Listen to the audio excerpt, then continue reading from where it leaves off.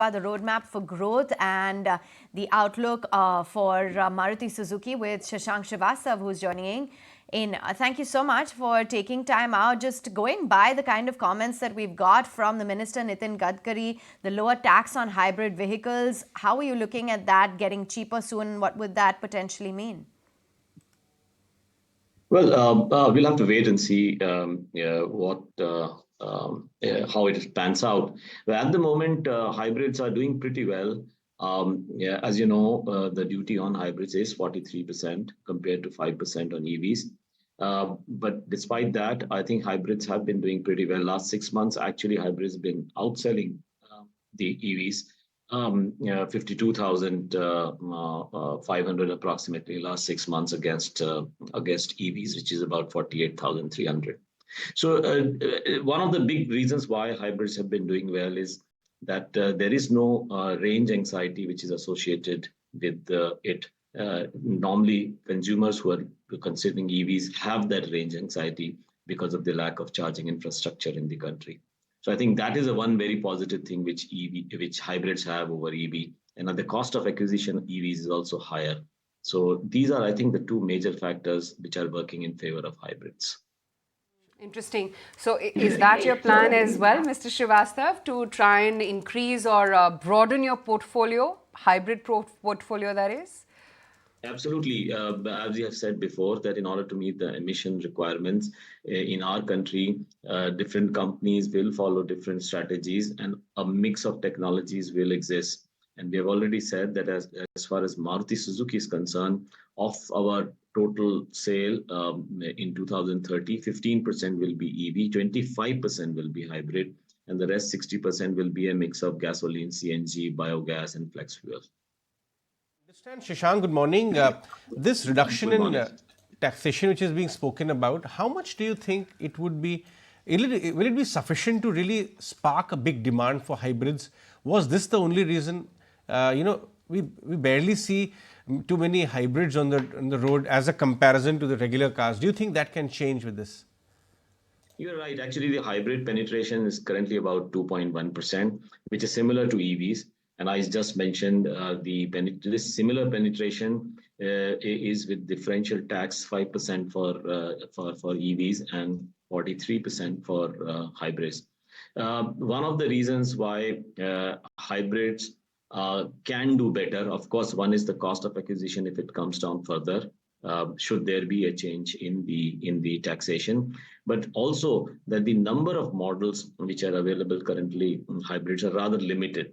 So if you have more number of models coming in, there is a very high correlation with the actual sales, with the number of models that you have of a particular type. So I think this would definitely increase both the tax bit as well as the increase in the number of models. Should this segment ignite the interest of other OEMs as well? So let's get in some more details then on that. What exactly is your timeline for your own hybrid portfolio? Because we understand that, you're looking at hybrid versions of the new gen Swift, of Desire as well, that are going to further accelerate the adoption to a wider audience. So very difficult for me to comment on a specific, timelines and specific models. Actually, those are market-moving information which we are not allowed to discuss. But I must tell you, when I said 25% of our total sales will be hybrid in 2030, and the approximate size of the industry in that year will be around 6 million.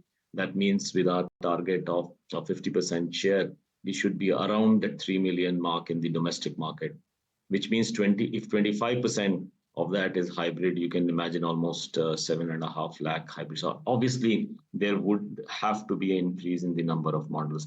But on these specific models, it's difficult for me to comment. Shashank, one is also observing that in the last 5 years, as we stand today, the complexion or the composition of your revenue mix is getting more and more towards premium. And then every month, the entire ecosystem is in the habit of analyzing your monthly sales, both on retail and wholesale. But are we coming to a situation that the next 5 year, actually you will achieve much more higher profitability than last 5 years by sheer less number of vehicles sold, because the margin will be higher and hence the profit will be higher. So if you are talking about the segment-wise sales, yes, you are right. The segment-wise sales has been increasing for our SUVs and the larger MPVs. That is also, by the way, the direction which the market has, on a broader sense, has taken. Consumers are preferring the B segment sale, which is SUVs and MPVs. And our vehicles, and those are priced higher, like the Ertiga, the XL6, the Grand Vitara, the Invicto, and so on and so forth, the Brezza. So yes, you are right that the average prices have been moving up, not only for Maruti Suzuki, but for the overall industry as well. Industry average ex-showroom prices now in this year would be about 11.5 lakh, up almost a lakh over last year's average of about 10.48 lakhs. So yes, on the part of the revenues, if this trend continues, and I think the trend projected forward is also that the SUVs and MPVs will remain strong. So in that sense, yes, the revenues will increase. On the profitability part, of course, depends a lot on the cost structure, and the cost structure depends on the material cost, and that depends largely on the commodity prices. So really, there the making projections would be difficult because it really depends on which way the commodity prices. Fair point. So give us a color on how March has been so far. March has been pretty good, I would say, so far. Although the retail a little lower than expected, but I think there is a period, there's an inauspicious period called Hulasht just before Holi for about a week, where the retail slow down, and we do see some of that negative effect in the northern and the central part of the country. But I think overall flow of inquiries and bookings have been pretty strong. And I think we could expect probably the month to end around the 375,000 mark for the industry. That should be about 11% growth over last year.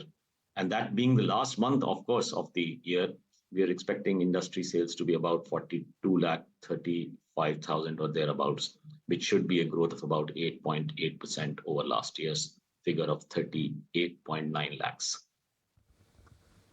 Okay, thanks for joining in and sharing with us some of those growth metrics and, of course, the road ahead when it comes to Maruti Suzuki. And if you like this video, then like, share and subscribe to ET Now.